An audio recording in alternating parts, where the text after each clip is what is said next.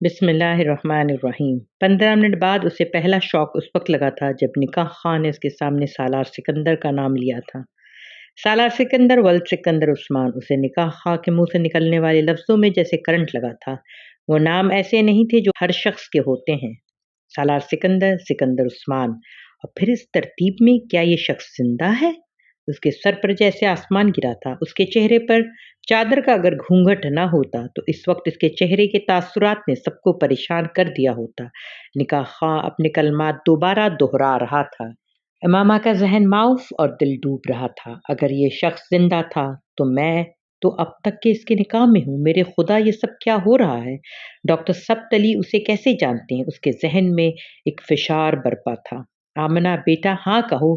सईदा अम्मा ने उसके कंधे पर अपना हाथ रखा। सालार सिकंदर जैसे शख्स के लिए हाँ? इसका दिल किसी ने अपनी मुट्ठी में लेकर भेजा। वो हाँ के अलावा इस वक्त कुछ और कह ही नहीं सकती थी।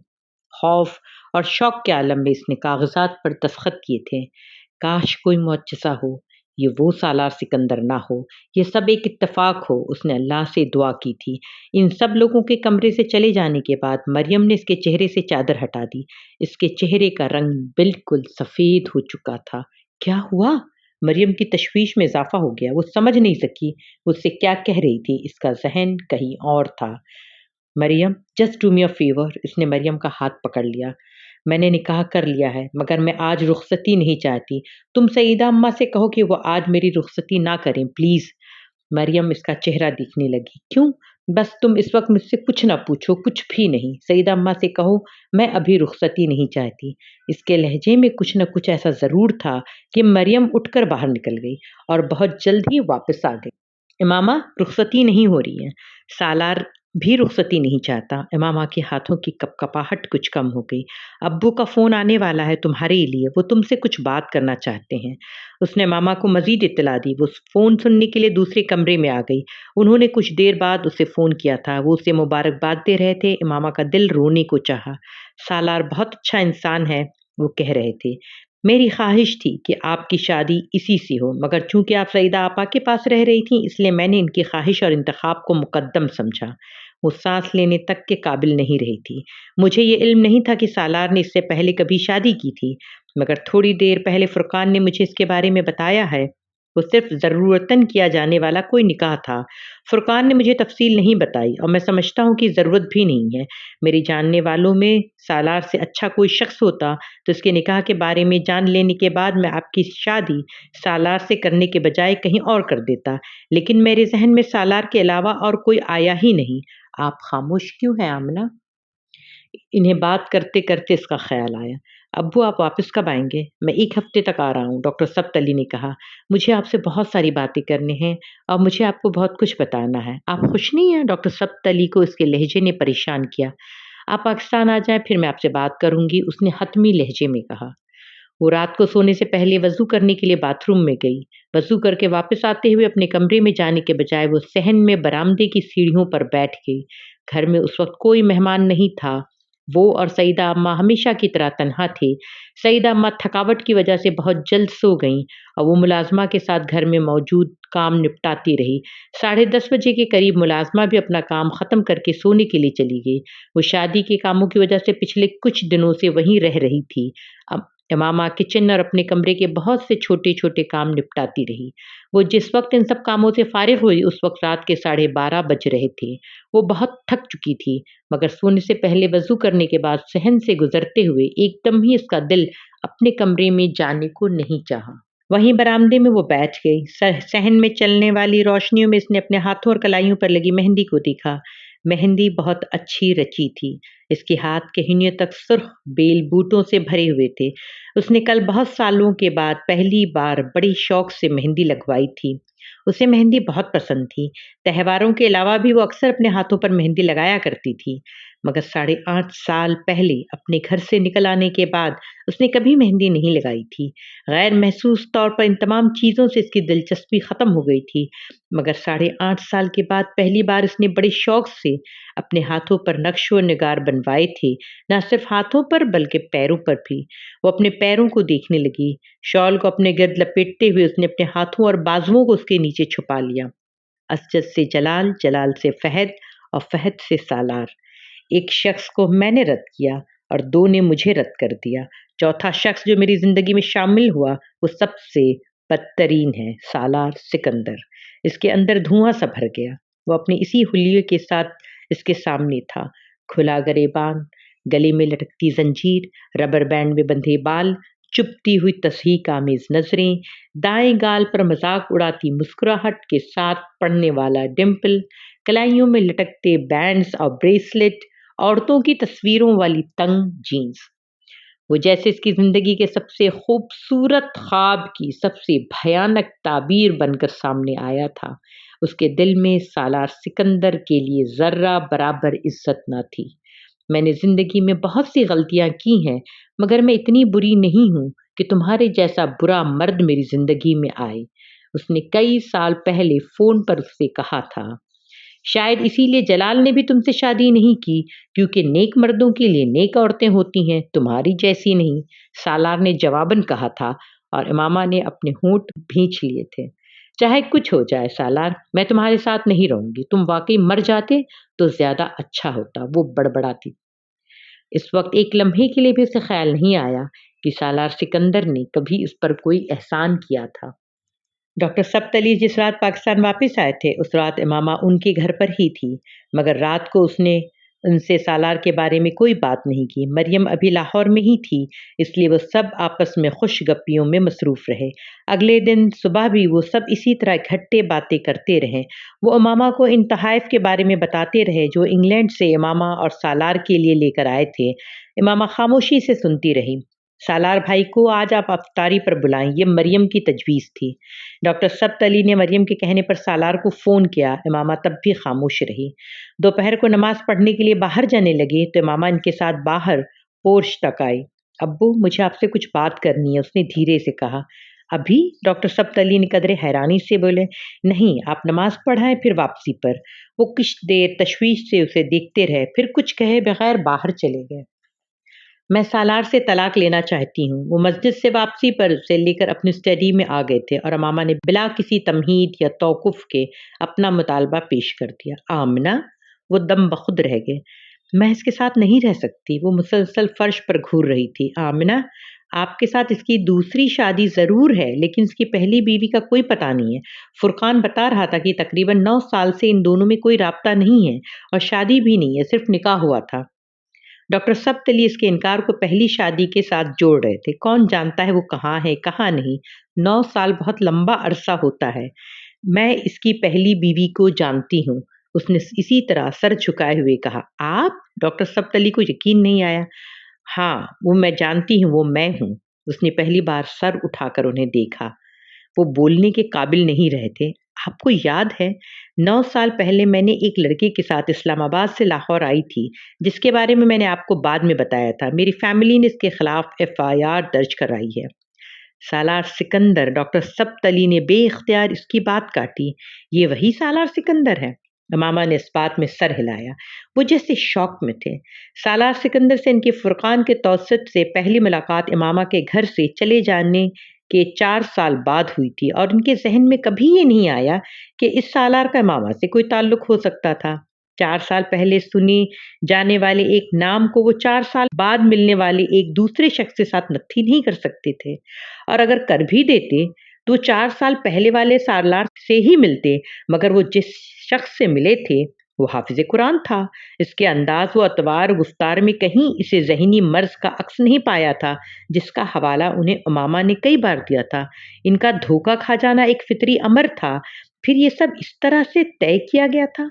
और आपने 9 साल पहले इससे शादी की थी? वो अब भी बेयकीनी का शिकार थे। सिर्फ निकाह, उसने मध्यम आवाज में कहा, और फिर इसने इन्हें सब कुछ बता दिया। डॉक्टर सब्त अली बहुत देर खामोश रहे थे। फिर उन्होंने गहरा सांस लेते हुए कहा, आपको मुझ पर एतबार करना चाहिए था आमना, मैं आपकी मदद कर सकता था। मामा की आंखों में आंसू आ गए। आप ठीक कहते हैं, मुझे आप पर एतबार कर लेना चाहिए था, मगर उस वक्त मेरे लिए बहुत मुश्किल था। आपको अंदाजा ही नहीं है कि मैं उस वक्त किस ज़हनी कैफियत से गुजर रही थी, या फिर शायद मेरी किस्मत में यह आजमाइश भी लिखी थी। उसे आना ही था। वो बात करते करते रुकी, फिर उसने नम आंखों के साथ सर उठाकर डॉक्टर सब्त अली को देखा اور مسکراने की कोशिश की। लेकिन अब तो सब कुछ ठीक हो जाएगा। अब तो आप तलाक लेने में मेरी मदद कर सकते हैं। नहीं, मैं अब इस तलाक में कोई मदद नहीं कर सकता आमिना। मैंने इससे आपकी शादी करवाई है। उन्होंने जैसे उसे याद दिलाया। इसीलिए तो मैं आपसे कह रही हूँ कि आप मुझे इससे तलाक दिलवा दें। लेकिन क्यों? मैं क्यों इससे आपको तलाक दिलवा दूँ? क्योंकि वो एक अच्छा आदमी नहीं है, क्योंकि मैंने अपनी ज़िंदगी को सालार जैसे आदमी के साथ गुज़ारने का नहीं सोचा। हम 2 मुख़्तलिफ़ दुनियाओं के लोग हैं। वो बेहद दिल बर्दाश्ता हो रही थी। मैंने कभी अल्लाह से शिकायत नहीं की अब्बू, मैंने कभी अल्लाह से शिकायत नहीं की है। मगर इस बार मुझे अल्लाह से बहुत शिकायत है, वो गुलूकेज़ लहज़े में बोली। मैं इतनी मोहब्बत करती हूँ अल्लाह से और देखिए अल्लाह ने मेरे साथ क्या किया है। मेरे लिए दुनिया के लिए सबसे बुरे आदमी को चुना है। वो अब भी रो रही थी। लड़कियाँ इतना कुछ माँगती हैं, मैंने तो कुछ भी नहीं माँगा, सिर्फ़ एक सौलेह आदमी माँगा। उसने मुझे वो तक नहीं दिया। क्या अल्लाह ने मुझे किसी सौलेह आदमी के काबिल नहीं समझा? वो बच्चों की तरह रो रही थी। इमामा वो सालेह आदमी है। आप क्यों उसे सालेह आदमी कहते हैं? वो सालेह आदमी नहीं है। मैं इसको जानती हूँ। मैं इसको बहुत अच्छी तरह से जानती हूँ। मैं भी उसको बहुत अच्छी तरह जानता हूँ। आपको इसको इतना नहीं जानती जितना मैं जानती हूँ। वो शराब पीता है, वो नफ्सियाती मरीज़ है, कई बार खुदकुशी की कोशिश कर चुका है, गिरीबान खुला छोड़कर फिरता है, औरत को देखकर अपनी नज़रें तक नीचे नहीं रखता और आप कहती हैं कि वो सालेह आदमी है। मामा, मैं इसके माज़ी को नहीं जानता, मैं इसके हाल को जानता हूँ। वो इनमें से कुछ भी नहीं करता जो आप कह रही हैं। आप कैसे कह सकते हैं वो ऐसा नहीं करता? वो झूठा और मक्कार है। मैं इसको जानती हूँ, वो ऐसा नहीं है। अब्बू वो ऐसा ही है। हो सकता है उसे वाक़ई आपसे मोहब्बत हो, वो आपकी वजह से तब्दील हो गया हो। मुझे ऐसी मोहब्बत की ज़रूरत नहीं है। मुझे इसकी नज़रों से घिन आती है। मुझे उसके खुले गिरीबान से घिन आती है। मैं ऐसे किसी आदमी की मोहब्बत नहीं चाहती, वो बदल नहीं सकता। ऐसे लोग कभी नहीं बदलते, वो सिर्फ़ अपने आप को छुपा लेते हैं। नहीं, सालार ऐसा कुछ नहीं कर रहा है। अब्बू मैं सालार जैसे किसी शख्स के साथ ज़िंदगी गुज़ारने का सोच भी नहीं सकती। वो हर चीज़ का मज़ाक उड़ाता है, मज़हब का, ज़िंदगी का, औरत का। क्या है वो जिसे चुटकियों में उड़ाना नहीं जानता?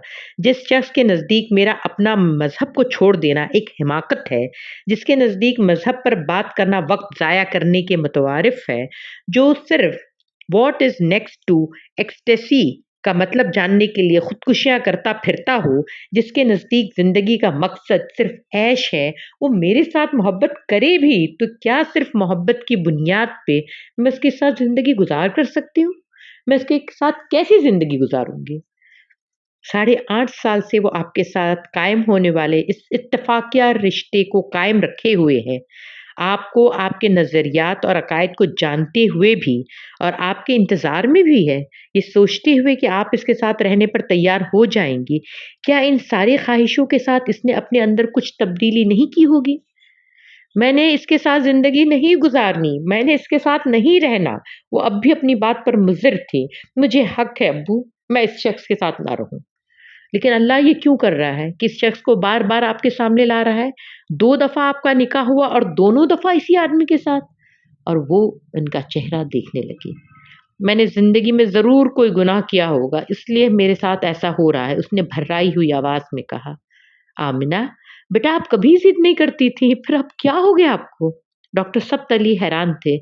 आप मुझे मजबूर करेंगे तो मैं आपकी बात मान लूँगी, क्योंकि आपके मुझ पर इतने एहसानात हैं, मैं तो आपकी किसी बात को रद्द कर ही नहीं सकती।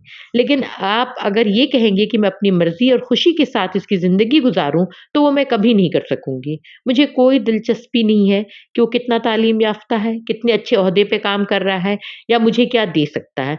आप एक अनपढ़ आदमी से शादी करा देते, लेकिन वो अच्छा इंसान होता, तो मैं कभी आपसे कोई शिकवा ना करती। लेकिन सालार, वो आँखों देखी मक्खी है, जिसको मैं अपनी खुशी से नहीं निगल सकती। आप सालार के बारे में वो जानते हैं, जो आपने सुना है। मैं इसके बारे में जो जानती हूँ, वो मैंने देखा है।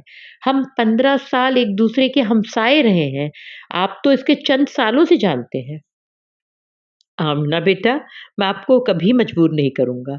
ये रिश्ता आप अपनी खुशी से कायम रखना चाहेंगी तो ठीक, लेकिन सिर्फ़ मेरे कहने पर इसे कायम रखना चाहो तो ऐसा करने की ज़रूरत नहीं है। आप एक बार, सिर्फ़ एक बार सालार से मिल लें, फिर भी अगर आपका यही मुतालबा हुआ तो मैं आपकी बात मान लूँगा। डॉक्टर सब्त अली बेहद संजीदा थे। اسی وقت ملازم نے آ کر سالار کے آنے کی اطلاع دی۔ ڈاکٹر سبت علی اپنی گھڑی پر ایک نظر دوڑائی، ملازم سے کہا انہیں اندر لے آؤ۔ یہاں؟ ملازم حیران ہوا۔ ہاں یہیں پر، ڈاکٹر سبت علی نے کہا۔ ماما اٹھ کر کھڑی ہوگی۔ میں ابھی اس طرح اس سے بات نہیں کرنا چاہتی۔ اس کا اشارہ اپنی متورم آنکھوں اور سرخ چہرے کی طرف تھا۔ آپ نے ابھی تک اسے دیکھا نہیں، آپ صرف اسے دیکھ لیں، انہوں نے دھیمے لہجے میں سے کہا۔ یہاں نہیں، میں اندر کمرے میں سے اس کو دیکھ لوں گی۔ وہ پلٹ کر اپنے کمرے میں چلے گی۔ کمرے کا دروازہ کھلا تھا، اس نے اسے بند نہیں کیا۔ کمرے میں تاریکی تھی۔ ادھ کھلے دروازے سے لاؤنج سے آنے والی روشنی اتنی کافی نہیں تھی کہ کمرے کے اندر اچھی طرح سے دیکھا جا سکتا۔ وہ اپنے بیڈ پر آ کر بیٹھ گئے۔ اس نے اپنی انگلیوں سے اپنی آنکھوں کو مسلا۔ وہ جہاں بیٹھی تھی وہاں سے وہ لاؤنج کو بخوبی دیکھ سکتی تھی۔ 9 سال کے بعد اس نے ادھ کھلے دروازے سے لاؤنج میں اس شخص کو نمودار ہوتے ہوئے دیکھا جسے وہ ایک طویل عرصے سے مردہ سمجھ چکی تھی، جس سے زیادہ نفرت اور گھن اسے کبھی کسی سے محسوس نہیں ہوئی، جسے وہ بدترین لوگوں میں سے ایک سمجھتی تھی اور جس کے نکاح میں وہ پچھلے کئی سالوں سے تھی۔ تقدیر کیا اس کے علاوہ کسی اور چیز کو کہتے ہیں؟ اپنی آنکھوں میں اترتی دھند کو اس نے اپنی انگلیوں کے پوروں سے صاف کیا۔ ڈاکٹر سبت علی اس سے گلے مل رہے تھے۔ اس کی پشت امامہ کی طرف تھی۔ اس نے معانقہ کرنے سے پہلے ہاتھ میں پکڑے ہوئے پھول اور ایک پیکٹ سینٹر ٹیبل پر رکھا تھا۔ معانقے کے بعد وہ صوفے پر بیٹھ گیا اور تب پہلی بار امامہ نے اس کا چہرہ دیکھا۔ کھلا گریبان، گلے میں لٹکتی زنجیریں، ہاتھوں میں لٹکتے بینڈز، ربر بینڈ میں بندھے بالوں کی پونی، وہاں ایسا کچھ نہیں تھا۔ وہ کریم کلر کے ایک سادہ شلوار سوٹ پہ واسکٹ پہنے ہوئے تھا۔ ہاں، ظاہری طور پر بہت بدل گیا ہے۔ اسے دیکھتے ہوئے اس نے سوچا۔ اسے دیکھ کر کوئی بھی یقین نہیں کر سکتا تھا۔ یہ کبھی اس کے سوچ کا سلسلہ ٹوٹ گیا۔ اب وہ ڈاکٹر سبت علی سے باتیں کر رہا تھا۔ ڈاکٹر سبت علی اسے شادی کی مبارکباد دے رہے تھے اور وہ وہاں بیٹھی ان دونوں کی آوازیں بآسانی سن رہی تھی۔ ڈاکٹر سبت علی کے استفسار پر انہیں ماما کے ساتھ ہونے والے اپنے نکاح کے بارے میں بتا رہا تھا اور اپنے پچھتاوے کا اظہار کر رہا تھا۔ کس طرح اس نے جلال کی شادی کے بارے میں اس سے جھوٹ بولا، کس طرح اس نے طلاق کے بارے میں اس سے جھوٹ بولا۔ میں اس کے بارے میں سوچتا ہوں تو مجھے بہت تکلیف ہوتی ہے، اتنی تکلیف کہ میں آپ کو بتا نہیں سکتا، وہ میرے ذہن سے نکلتی ہی نہیں۔ وہ دھیمے لہجے میں ڈاکٹر سبت علی کو بتا رہا تھا۔ بہت عرصے میں اب نارمل رہا۔ اس نے مجھ سے حضرت محمد صلی اللہ علیہ وسلم کے واسطے سے مدد مانگی تھی، یہ کہہ کر کہ میں ایک مسلمان ہوں، ختم نبوت پر یقین رکھنے والا مسلمان، میں دھوکہ نہیں دوں گا۔ اور اسے میری پستی کی انتہا دیکھیں کہ میں نے اسے دھوکہ دیا، یہ جاننے کے باوجود کہ وہ میرے نبی صلی اللہ علیہ وسلم سے اس قدر محبت کرتی ہے، سب کچھ چھوڑ کر گھر سے نکل آئی اور میں اس کا مذاق اڑاتا رہا، میں اسے پاگل سمجھتا اور کہتا رہا۔ جس رات میں اسے لاہور چھوڑنے آیا تھا، اس نے مجھ سے راستے میں کہا تھا کہ ایک دن مجھے ہر چیز کی سمجھ آ جائے گی، تب مجھے اپنی اوقات کا پتہ چل جائے گا۔ وہ عجیب انداز میں ہنسا تھا۔ اس نے بالکل ٹھیک کہا تھا، واقعی ہر چیز کی سمجھ آ گئی تھی۔ اتنے سالوں میں میں نے اللہ سے اتنی دعا اور توبہ کی ہے کہ وہ بات کرتے کرتے رک گیا۔ امامہ نے اسے سینٹر ٹیبل کے شیشے کے کنارے پر اپنی انگلیاں پھیرتے دیکھا۔ وہ جانتی تھی کہ وہ آنسو ضبط کرنے کی کوشش کر رہا تھا۔ بعض دفعہ مجھے لگتا ہے کہ شاید میری دعا اور توبہ قبول ہو گئی۔ وہ رکا۔ مگر اس دن میں آمنہ کے ساتھ نکاح کے کاغذات پر دستخط کر رہا تھا تو مجھے اپنے اوقات کا پتہ چل گیا۔ میری دعا اور توبہ کچھ بھی قبول نہیں ہوئی۔ ایسا ہوتا تو مجھے امامہ ملتی، آمنہ نہیں۔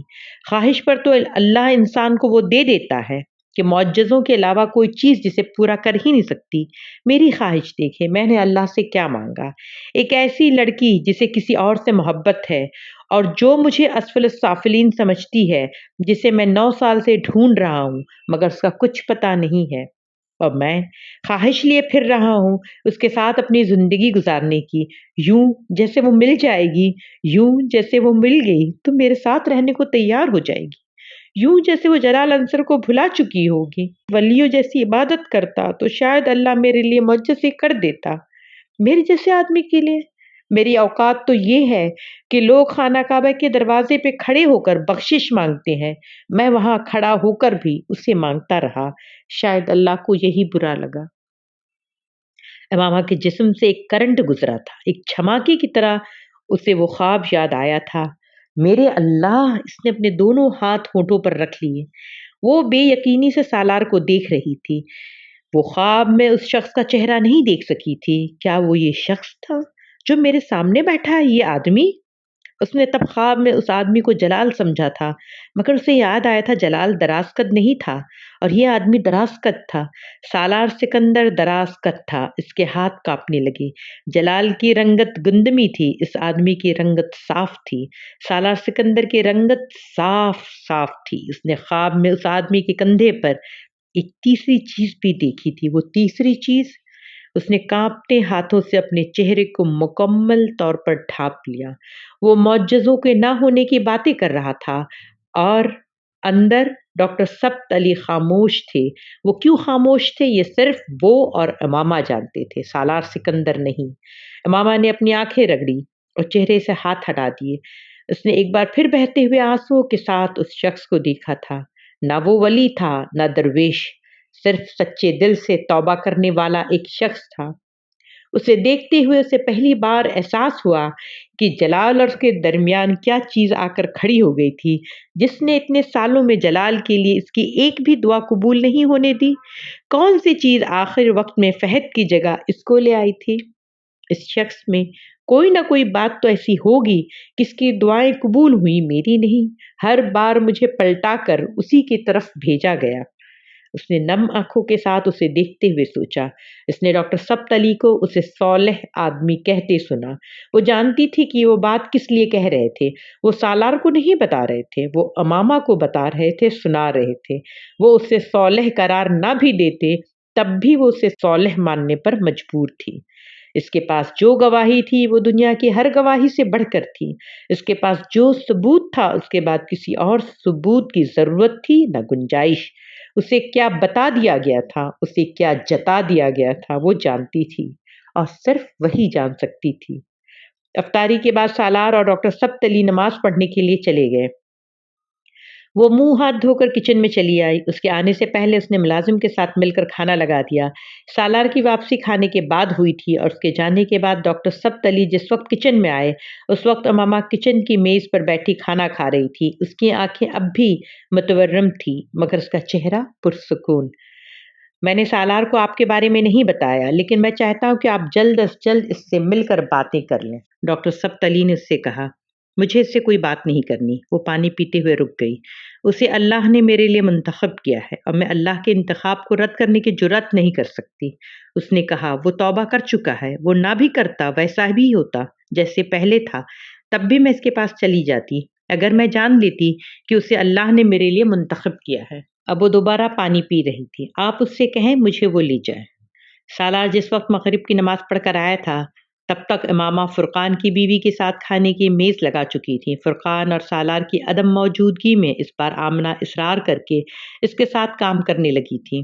سالار کے آنے پر وہ اپنے فلیٹ جانے کے لیے تیار ہو گئی تھی۔ سالار اور امامہ نے اسے روکنے کی کوشش کی تھی۔ نہیں، مجھے بچوں کے ساتھ کھانا کھانا ہے، وہ بیچارے انتظار کر رہے ہوں گے، آپ انہیں یہیں بلوا لیں۔ سالار نے کہا، نہیں بھائی، میں اس قسم کی فضول حرکت نہیں کر سکتی۔ امامہ تو پھر تمہیں پتہ ہے یہاں سے جانے کا نام ہی نہیں لے گی۔ نوشین نے اپنی بیٹی کا نام لیا۔ سالار بڑا پیار کرتا ہے ماما کے ساتھ۔ فرقان کی بیوی نے ماما سے کہا۔ ایک لمحے کے لیے سالار اور ماما کی نظریں ملی، پھر سالار برق رفتاری سے مڑ کر ٹیبل پر پڑی گلاس میں جگ سے پانی انڈیلنے لگا۔ نوشین نے حیرانی سے امامہ کے سرخ ہوتے ہوئے چہرے کو دیکھا مگر وہ سمجھ نہیں پائی۔ تم لوگ کھانا کھاؤ، سحری بھی میں ملازم کے ہاتھ بھجوا دوں گی، تم لوگ کچھ تیار مت کرنا۔ ان کے جانے کے بعد سالار دروازہ بند کر کے واپس آ گیا۔ امامہ کو مخاطب کیے بغیر وہ کرسی کھینچ کر بیٹھ گیا لیکن اس نے کھانا شروع نہیں کیا۔ امامہ چند لمحے کھڑی سوچتی رہی، پھر خود بھی ایک کرسی کھینچ کر بیٹھ گئی۔ اس کے بیٹھ جانے کے بعد سالار نے اپنے سامنے پڑی پلیٹ میں چاول نکالنا شروع کیے۔ کچھ چاول نکال لینے کے بعد اس نے دائیں ہاتھ سے چاولوں کا ایک چمچہ منہ میں ڈالا۔ چند لمحوں کے لیے امامہ کی نظر اس کے دائیں ہاتھ سے ہوتی ہوئی اس کے چہرے پر گئی۔ سالار اس کی طرف متوجہ نہیں تھا مگر وہ جانتا تھا کہ وہ کیا دیکھ رہی تھی۔ کھانا بہت خاموشی سے کھایا گیا۔ امامہ کو اس کی خاموشی اب بری طرح چبھنے لگی تھی۔ آخر وہ اس سے بات کیوں نہیں کر رہا تھا؟ کیا مجھے دیکھ کر اسے اتنا شوق لگا ہے اسے، یا پھر اسے اپنی بھوک غائب ہوتی ہوئی محسوس ہوئی؟ اسے اپنی پلیٹ میں موجود کھانا ختم کرنا مشکل لگنے لگا۔ سالار اس کے برعکس بہت اطمینان اور تیز رفتاری سے کھانا کھا رہا تھا۔ اس نے جس وقت کھانا ختم کیا اس وقت عشاء کی اذان ہو رہی تھی۔ امامہ کے کھانا ختم کرنے کے انتظار کیے بغیر وہ میز سے اٹھ کر اپنے بیڈ روم میں چلا آیا۔ امامہ نے اپنی پلیٹ پیچھے سرکا دی۔ وہ میز پر بڑے برتن سمیٹنے لگی۔ جب اس نے سالار کو تبدیل شدہ لباس میں برآمد ہوتے دیکھا، ایک بار پھر اسے مخاطب کیے بغیر وہ فلیٹ سے نکل گیا۔ امامہ نے بچے ہوئے کھانے کو فریج میں رکھ دیا۔ برتنوں کو سنک میں رکھنے کے بعد اس نے میز صاف کی اور خود بھی نماز پڑھنے چلی گئی۔ وہ عشاء کی نماز کے بعد جس وقت واپس لوٹا، اس وقت وہ کچن میں برتن دھونے میں مصروف تھی۔ سالار اپنے پاس موجودہ چابی سے فلیٹ کا دروازہ کھول کر اندر آ گیا۔ سالار لاؤنج سے گزرتے ہوئے رک گیا۔ کچن کے دروازے کی طرف امامہ کی پشت تھی اور وہ سنک کے سامنے کھڑی تھی۔ اس کا دوپٹہ لاؤنج کے صوفے پر پڑا ہوا تھا۔ سالار نے پہلی بار اسے سیدہ اماں کے وہاں کچھ گھنٹے پہلے دوپٹے کے بغیر دیکھا تھا اور اب وہ ایک بار پھر سے دوپٹے کے بغیر دیکھ رہا تھا۔ 9 سال پہلے وضو کرتے دیکھتے ہوئے اسے پہلی بار امامہ کو اس کے چادر کے بغیر دیکھنے کی خواہش پیدا ہوئی تھی جو وہ اوڑھے رکھتی تھی۔ 9 سال بعد اس کی خواہش پوری ہو گئی تھی۔ اس نے 9 سال میں کئی بار اسے اپنے گھر میں محسوس کیا تھا، مگر آج جب وہ اسے وہاں دیکھ رہا تھا تو وہ دم بخود تھا۔ اس کے سیاہ بال ڈھیلے ڈھالے انداز میں جوڑے کی شکل میں لپیٹے گئے تھے اور سفید سویٹر کی پشت پر وہ ایک دم بہت نمایاں ہو گئے تھے۔ نکاح نامے پر آمنہ مبین ولد ہاشم مبین احمد کو اپنی بیوی کے طور پر تسلیم کرنے کا اقرار کرتے ہوئے اس کے ذہن میں ایک لمحے کے لیے بھی کوئی شک پیدا نہیں ہوا تھا، نہ ہی ہاشم مبین احمد کے نام اسے چونکایا تھا۔ وہ سیدہ اماں کی بیٹی سے شادی کر رہا تھا اور اس کا نام امامہ ہاشم بھی ہوتا، تب بھی اس کے وہم و گمان میں یہ کبھی نہیں آتا کہ یہ وہی امامہ تھی اور کوئی نہیں۔ اسے سیدہ اماں کے صحن میں کھڑے دیکھ کر اسے ایک لمحے کے لیے بھی شبہ نہیں رہا کہ اس کا نکاح کس سے ہوا تھا۔ تمہیں پتہ ہے ماما 9 سال میں کتنے گھنٹے کتنے منٹ ہوتے ہیں؟ خاموشی ٹوٹ گئی تھی۔ اس کی آواز میں جسم کو چٹخانے دینے والی ٹھنڈک تھی۔ امامہ نے ہونٹ بھیجتے ہوئے نل بند کر دیا۔ وہ اس کے پیچھے کھڑا تھا، اتنا قریب کہ اگر وہ مڑنے کی کوشش کرتی تو اس کا کندھا ضرور اس کے سینے سے جا ٹکراتا۔ اس نے مڑنے کی کوشش نہیں کی۔ جزاک اللہ خیر، شکراً۔